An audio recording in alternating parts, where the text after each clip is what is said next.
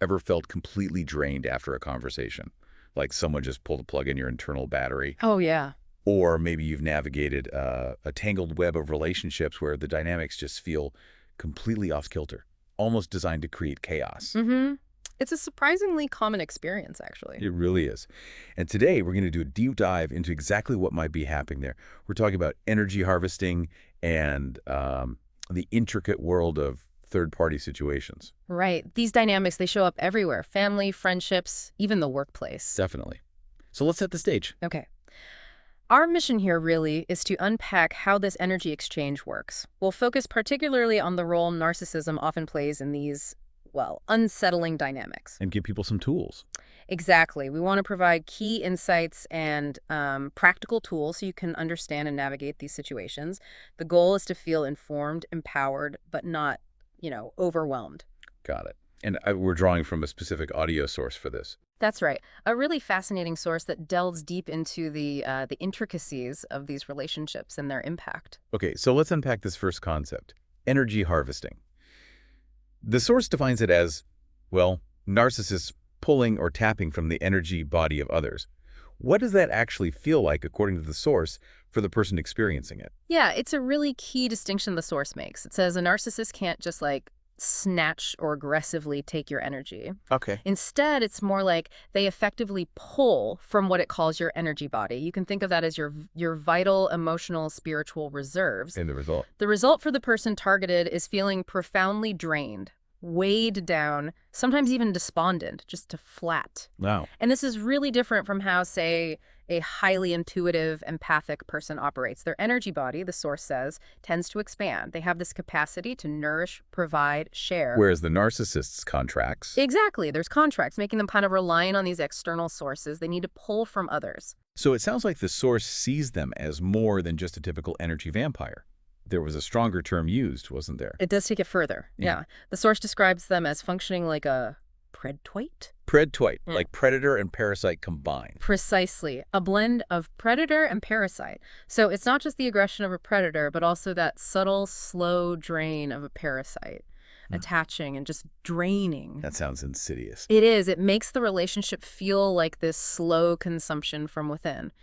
It often leaves, as the source puts it, a distinct bad taste in your mouth. That lingering feeling of unease, depletion. It's hard to shake. It's incredible how deep that goes. And these one-on-one interactions, they're often part of something bigger, right? These third-party situations the source talks about, which surprisingly aren't always just 3 people. Could be 6, 7, 8, even 10, creating this really uneven dynamic. Yes, and what's fascinating, or maybe disturbing, is that the root cause the source points to for narcissists starting or engaging in these messy situations is often covert narcissism. Ah, the hidden kind. Exactly. The source calls it the dark secret of the narcissist. They seem to thrive on these complex dynamics for a few key reasons. Okay, like what? Well, firstly, it lets them cleverly dodge or, escape facing the full consequences of their choices, especially for things like breaking sacred connections. So it's about avoiding accountability. Yeah. Getting away with it. Pretty much, yeah. Secondly, it's how they get what the source calls source supply, that vital energy, attention. The energy we were just talking about. Exactly. Yeah. And they do it without regard or remorse, essentially using people as, what pawns. The pawns. Yeah, pawns in their games. They genuinely don't seem to feel or show shame about it. And thirdly, they apparently love to pit people between each other or pit one against another and sit back and watch the show. Ugh. Creating drama. Pure emotional manipulation. Sometimes it even escalates to blackmail, all to keep their secret agenda hidden. And, it's important to say many people caught in these situations feel shame or embarrassment. I can imagine. But it's crucial to understand. This dynamic is created by the narcissist. It's not a reflection on you or your worth. Okay, we've talked about the individual drain, the group dynamics. Mm-hmm. But the source reveals something even more complex. Competition among narcissists themselves. Right. What are they fighting over? Still the source supply. It's a fierce competition, yes. The source is clear. They don't like to share source supply. Each one wants to be the number one person tapping into your energy. They want to be the sole recipient, basically. Wow.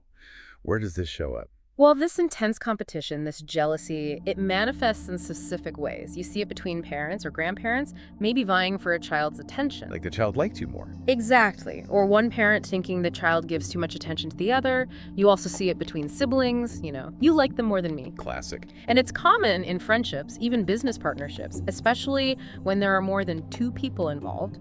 And the result, these situations often stir up a lot of anger among the people caught in the middle. And crucially, these third-party setups give narcissists an escape, right? Or the source calls it a covenant for breaking sacred connections. And we're not just talking romance here. It's family, friends, business partners, anywhere. There's supposed to be trust and loyalty. Precisely. The source is very direct about this. It says narcissists don't care to break these sacred connections. They have no problem walking away from or breaking them. Even after making big promises. Oh yeah, even after promising things like marriage, lifelong love, unwavering respect. The source basically calls the narcissist an imposter, a fraud, someone who can't be trusted and doesn't value the commitment. That's harsh, but it rings true for those affected. Absolutely. Think about how deeply that impacts someone who poured their loyalty, their trust into that bond. The source emphasizes they often leave people feeling completely depleted, just deeply distressed. Okay, let's make this really concrete. Yeah. Where do these third-party situations actually play out? The source mentions dysfunctional families, romantic partnerships, friendships, but it really zooms in on the workplace. Yes, the workplace is a perfect and often devastating example of how narcissists can create these incredibly hostile environments. How so? Well, according to the source, they're often at the root of all the personal rumors and gossip, the who slept with who kind of drama. Stirring the pot. Totally.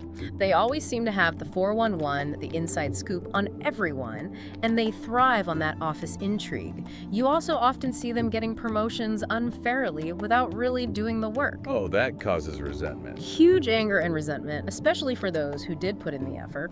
They might also spread false stories about others, like saying someone got ahead by sleeping with the boss while maybe even doing similar things themselves. Wow, the hypocrisy. Exactly. And they're often really chummy with the top dog, the boss or supervisor, whispering in their ear, which can tragically lead to good people getting fired or sidelined. So you're left feeling, well, wronged, gypped and cheated, as the source says. And you probably feel like you can't even complain about it safely. That's a crucial point the source makes. There's this profound lack of an emotionally safe environment to voice these grievances. It creates a vicious cycle. Especially with a covert narcissist. Absolutely. A covert narcissist, particularly, will never provide that safe, emotional space. Their whole way of operating is to stir up hostility, often subtly. So that person who got cheated out of the promotion, they have nowhere safe to turn. They fear more drama, maybe even losing their job if they speak up. It's compelling how the source then brings in this idea that some people consider narcissists as soul snatchers. What's behind that metaphor? It's a powerful one. As the source explains it, it suggests narcissists are trying to somehow switch spiritual or soul contracts. Switch contracts, meaning what?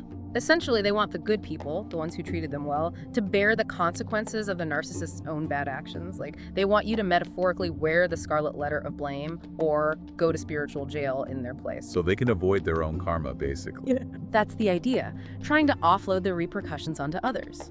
And speaking of consequences, the source observes that right now, energy harvesting is going on big time. Really? Why now? Because, the source suggests, narcissists are desperately ripping and running, scrambling, trying to hide from consequences because awareness about narcissism is increasing. People are calling them out more. Ah, so the dynamic is actually shifting for them. They're losing ground. Yes, significantly. The source notes that narcissists are finding themselves increasingly out of business or at least struggling. Why? Because more and more people are practicing personal boundaries now. People are waking up. Exactly. People are waking up. They're not having it. They're refusing to take the crap from the narcissist anymore. They're actively protecting their energy. So what's the narcissist's strategy now? Well, facing this, they're now desperately looking for safe havens. They're going back to people from their past, people who were perhaps more loyal, compassionate, forgiving. The ones they could count on before. Specifically, the source mentions highly intuitive, empathic individuals, It sometimes uses the term Hyoka empathic individuals, emphasizing this heightened capacity to generate and share positive energy. Why them? Because they don't want to get tangled up with people more like they are, other narcissists or manipulative types. There's no source supply there, just conflict. They need the empaths for that energy. Okay, this is a lot to take in.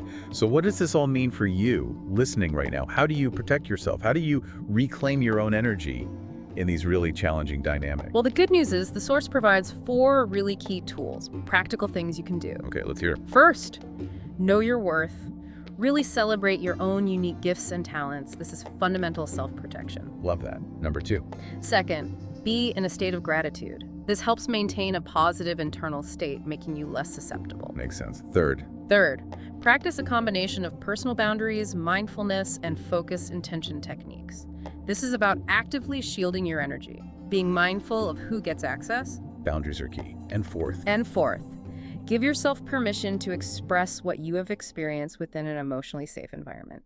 And remember, as we discussed, a covert narcissist will never provide this. so you need to find that safety elsewhere. Absolutely. Seek out trusted friends, therapists, support groups. The core message overall is always be taking care of yourself. Make sure, absolutely sure, that you don't put the narcissist's energy needs before your own. Wow.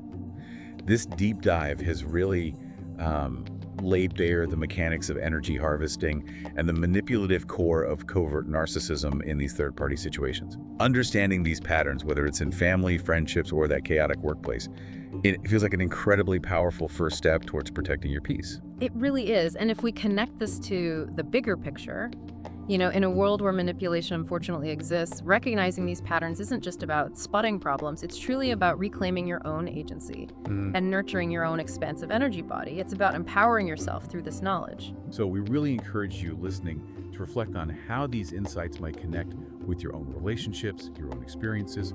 Maybe consider how you can explore personal boundaries and self-protection even further. Really safeguard your own vital energy. One of the best things that you can do is to make sure that you are taking care of yourself, making sure that you don't put the narcissist's energy before yours.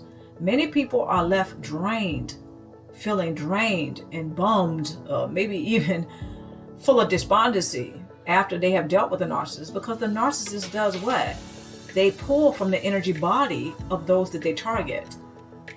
So in a third-party situation, when there's energy harvesting going on, which I can pretty much bet that it is, they kind of go hand in hand. The third-party situation and the energy harvesting, it pretty much is a must. You must have both. Okay? So when the narcissist is in a third-party situation, it doesn't necessarily mean that there's 3 people involved. Sometimes there is, sometimes there's 6, 7, 8, 10 people involved. But they call it a third-party situation because it's uneven, it's imbalanced. There's a lot of unfair things that go on, okay, such as the narcissist pulling from your energy, right? But what do you get out of that exchange? You get drained. The narcissist can't take your energy, but they can pull from it.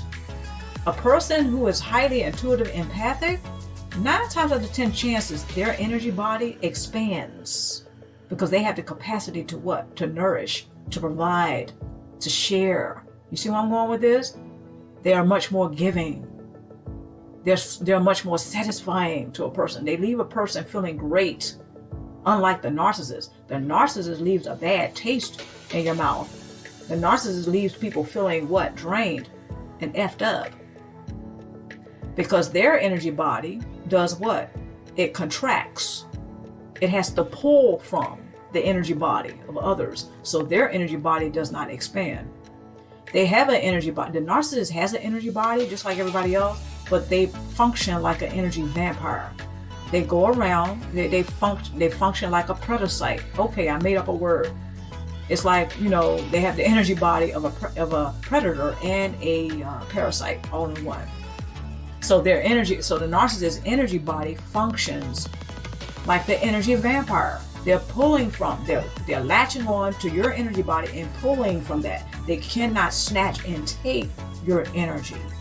But it's very interesting, some people consider narcissists as soul snatchers. Okay, so, and on that point, Another thing that I've noticed that's going on a lot right now is that there are a lot of narcissists that are trying to switch spiritual or soul contracts. Okay, it's almost like the good people who treated them well, they want them to wear the scarlet letter. They want them to go to spiritual jail in their place. The narcissists, again, they're trying to dip and dodge, experiencing the full extent of consequences from their choices to harm and hurt other people without remorse or regard.